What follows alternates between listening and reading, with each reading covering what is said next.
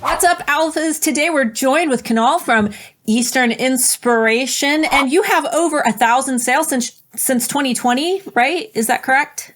Yeah, that's right. Yeah. That's awesome. It was about 800 before I joined HAA.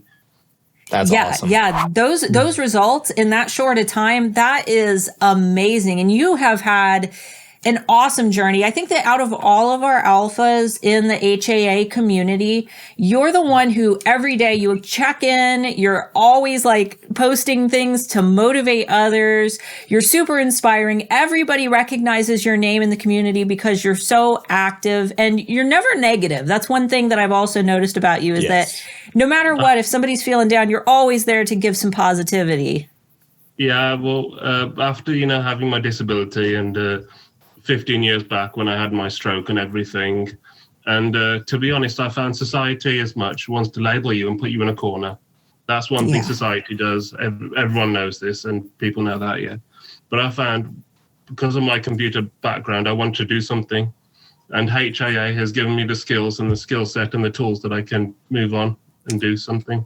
That's awesome. Awesome. And we want to start, just give you an opportunity to talk about yourself and what you do. So what do you do? What's your business? What do you sell?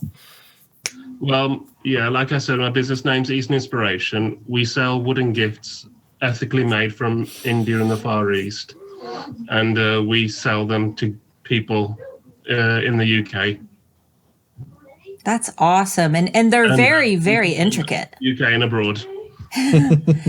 Yeah, they're so cool. They're so intricate. You've gone through an amazing journey with your photos, especially in showcasing them. And I think that you finally got like this really crisp, consistent, cohesive brand. It's like I can feel it all going together. Mm-hmm. Like we talk about in HAA when you go into a shop and you start to like get the atmosphere. Yeah, the shop looks great. Yeah, it's really good. Your photos are looking so good. I don't take credit for that. It's my wife. She does a lot of the photography. Yeah. Well, I'm a bloke, so I have to sit there and stand there and take photos at the best angles.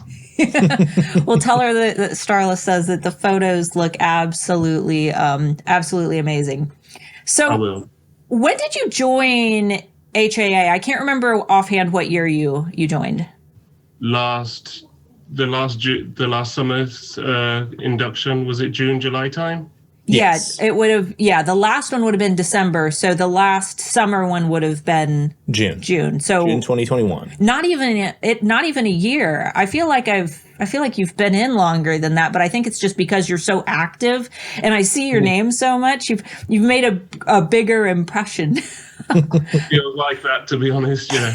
But no, I'm just happy just to sort of inspire people, inspire others and help others, really, to be honest.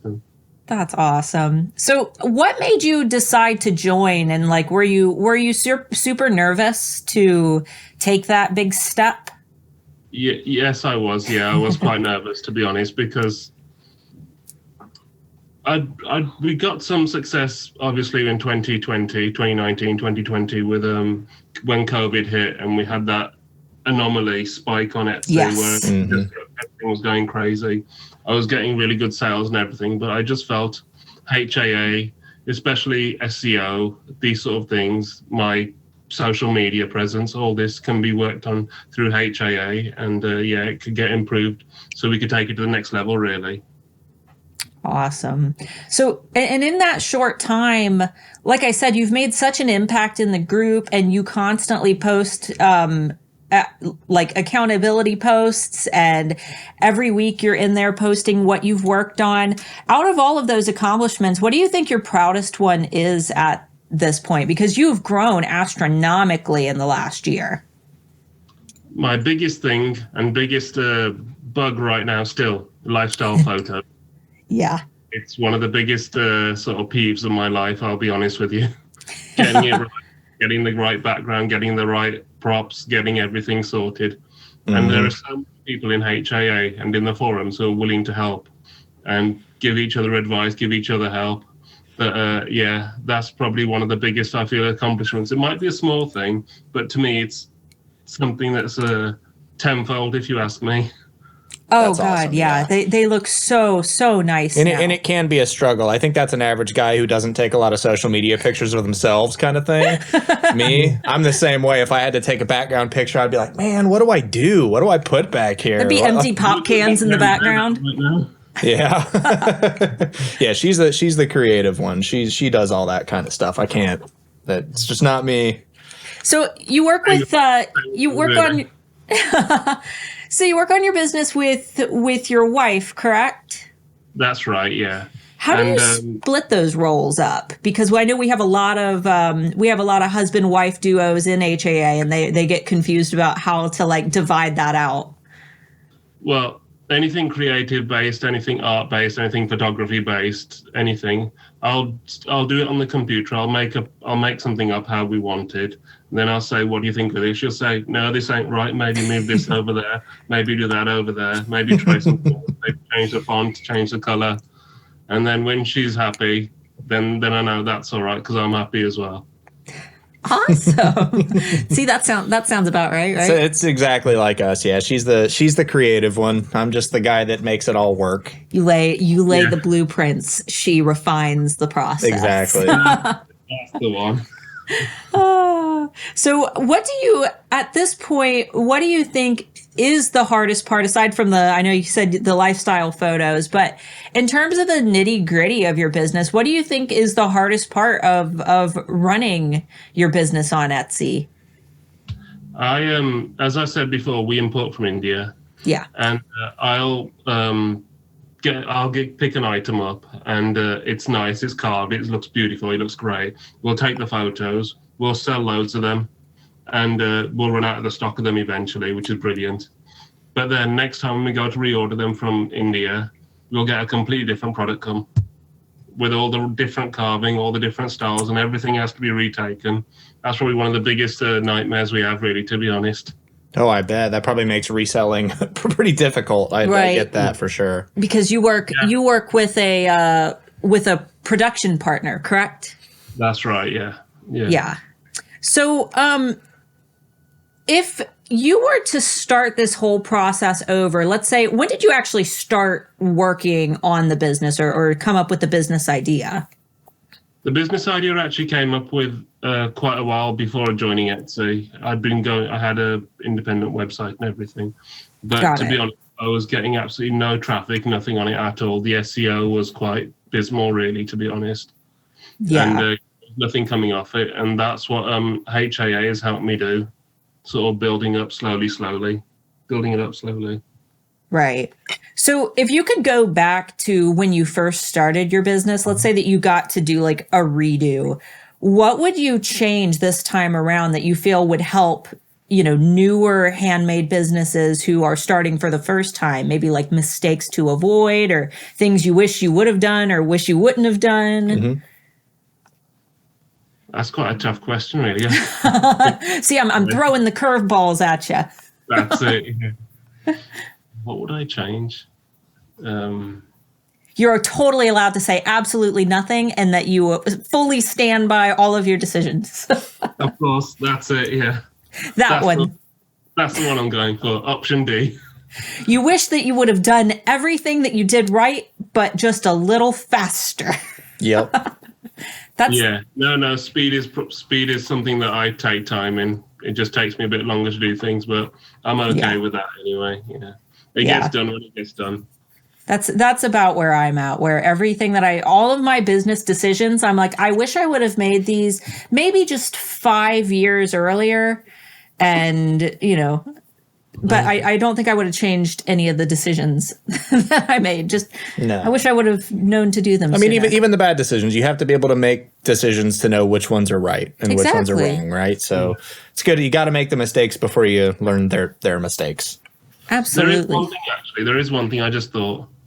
Maybe finding a cheaper wholesale place to buy supplies from beforehand. You're paying a fortune for that before. That's a good thing. Well, I'm quite proud to find ribbon quite cheap, so I'm really happy about that, to be honest, in different colors.